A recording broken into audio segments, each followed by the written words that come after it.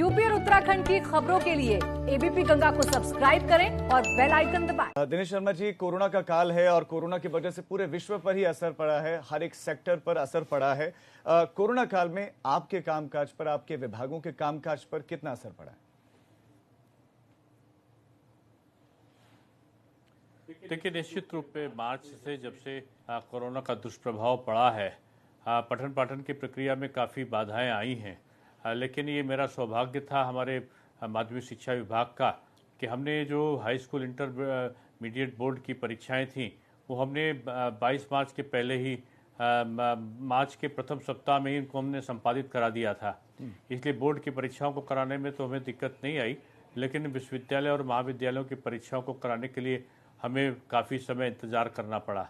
हमने कोरोना कार्यकाल में ही जो कॉपी थी 80 लाख से ऊपर कॉपियों को चेकिंग कराने का काम हमने किया और समय से रिजल्ट हमारा आ गया। लेकिन जो बच्चों को जाकर ऑफलाइन पढ़ने का, कैंपस में जाकर पढ़ने का जो कार्य था वो सुनिश्चित नहीं हो पाया।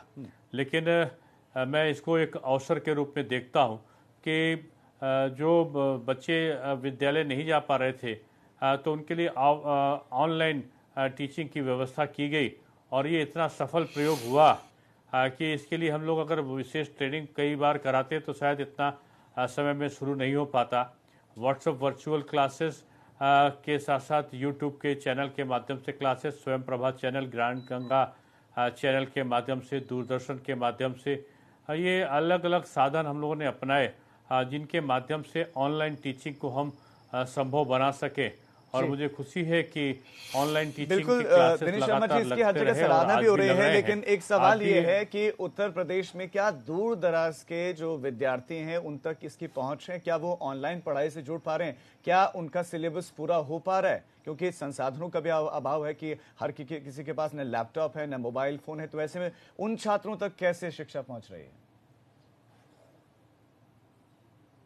नहीं, उनके लिए तो देखिए, दूरदर्शन तो आज पंचायतों तक पहुंच चुका है। सरकारी स्तर पे भी पंचायतों में लगाए गए हैं और दूरदर्शन की पहुंच काफ़ी दूर तक है। और वहां पर स्वयं प्रभा चैनल के माध्यम से, दूरदर्शन के माध्यम से, ज्ञान गंगा चैनल के माध्यम से हम लोग लगातार टीचिंग का काम भी करा रहे हैं। तो जहाँ पर मोबाइल नहीं पहुँचता वहाँ पर जैसे क्लास हम लोग ऑफलाइन उसमें क्लास लेते थे, वैसे ही समय पर हमारी सुबह शाम दोपहर हमारी क्लासेस लग रही हैं दूरदर्शन के माध्यम से और स्वयं प्रभा चैनल के माध्यम से। बच्चे अपनी पढ़ाई वहाँ भी कर सकते हैं जहाँ नेटवर्क की समस्या है। क्या किसी तरह की कोई चुनौतियां फेस की गई जब ऑनलाइन पढ़ाई चल रही थी? स्टूडेंट्स ने या फिर शिक्षकों ने किसी तरह की कोई शिकायत आपके पास पहुंची हो कि हमें इस तरह की समस्याएं हो रही, चाहे वो इंटरनेट स्पीड्स को लेकर या दूसरी तरह की समस्याएं? देखिए, सबसे बड़ी चुनौती तो यही थी कि सबके पास में स्मार्टफोन है कि नहीं है। उसके बाद दूसरी चुनौती ये आई कि नेटवर्क वहाँ तक पहुँचता है कि नहीं पहुँचता है। तीसरी चुनौती ये आई कि ऑनलाइन के लिए हमें विशेष प्रशिक्षण देने की ज़रूरत थी कि जो हमारे टीचर्स भी एक प्रशिक्षित तौर पे बच्चों को पढ़ा सकें। तो ये तमाम चुनौतियों के बीच में मैंने कहूँगा कि एक अवसर के रूप में हमने देखा और बड़ा अच्छा स्थिति में ये हमने व्हाट्सएप वर्चुअल ग्रुप्स बनाए और उनके माध्यम से बच्चों तक पठन पाठन की प्रक्रिया ये बहुत काफ़ी लोकप्रिय हुई। साथ में ई कंटेंट्स बनाए गए। आज आपको जानकर खुशी होगी कि हायर एजुकेशन में एक नई ई लाइब्रेरी, जिसको डिजिटल लाइब्रेरी के रूप में हम कहेंगे, शिक्षा महादान 2 माह हमने मनाए कि शिक्षा महादान माह ये होंगे और 2 महीने में 56,000 के आसपास 56,000 के आसपास ई कंटेंट हमारे ई लाइब्रेरी, जो हमारी डिजिटल लाइब्रेरी थी, उसमें अपलोड हो गए।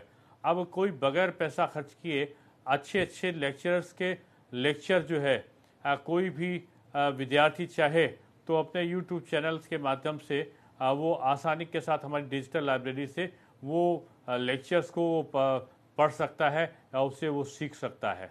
तो ये कुछ अवसर थे जिनका उपयोग हम लोगों ने सकारात्मक रूप में किया। अब आज की जो डिजिटल लाइब्रेरी है ये काफ़ी समय तक बच्चों को लाभ पहुंचाने वाली है। इसी तरीके से ई कंटेंट्स हम लोगों ने किए और यूट्यूब चैनल पे खुद के हमारे अच्छे जो टीचर्स थे उनके रिकॉर्ड्स करके, उनको वीडियो रिकॉर्डिंग करके उनके लेक्चर्स बच्चों तक पहुंचाने का काम किया, वो भी हजारों की संख्या में हमारे यूट्यूब चैनल के लिए जो हमारे लेक्चर्स रिकॉर्ड हुए हैं उनका भी काफ़ी अच्छा प्रभाव बच्चों पर पड़ा है कि जैसे कक्षा में वो पढ़ते थे वैसे ही वो अच्छे टीचर्स उनको वही सब्जेक्ट वही कोर्स का शेड्यूल अपने लेक्चर्स के माध्यम से वीडियो रिकॉर्डिंग करा के पढ़ा रहे हैं। तो ये एक मैं कहूँगा कि समय ऐसा था जो संक्रमण काल था। संक्रमण काल पे को हम लोगों ने इसको एक अवसर के रूप में चुनकर और इसकी सकारात्मक गतिविधियों को हमने अंजाम देने में सफलता आप प्राप्त बता रहे हैं की कि है। ऑनलाइन शिक्षा में सब कुछ ठीक चल रहा है, लेकिन कोविड काल ही अचानक आया। क्या आप लोग पहले से तैयार थे या कितना वक्त लगा आप लोगों को प्लानिंग करने में कि हमें डिजिटली हर एक छात्र तक पहुंचना है, उस तक ऑनलाइन कक्षाएं पहुंचाने की, वो घर पर अगर बैठा है तो पढ़ाई कर ले, अगर घर पर नहीं है तो फिर हम या दूरदर्शन के जरिए या टीवी चैनल्स के जरिए उन तक पहुंचे। कितना वक्त लगा इसकी प्लानिंग करने में?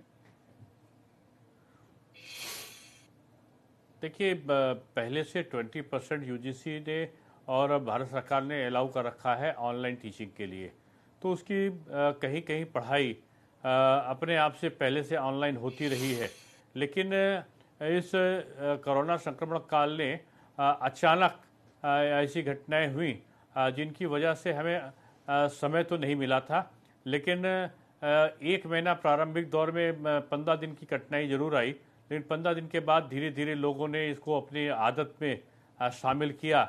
और मैं बधाई देना चाहूँगा हमारे अध्यापकों को और बच्चों को भी कि उन्होंने इतनी जल्दी इसको कैच किया कि सारा पठन पाठन ऐसा लगने लगा कि जैसे हम लोग वर्षों से प्रशिक्षण देकर पठन पाठन करा रहे हों। ये मात्र 4-5 महीने में जिस प्रकार से ऑनलाइन टीचिंग का प्रभाव पड़ा है, मैं समझता हूँ कि बहुत सारी अगर हम ट्रेनिंग कराए होते और बहुत सारा हम लोग प्रयत्न किए होते तो शायद आज हम उस नतीजे पे पहुंचते जिस पे हम मात्र 4 महीने में हम लोग पहुंच गए।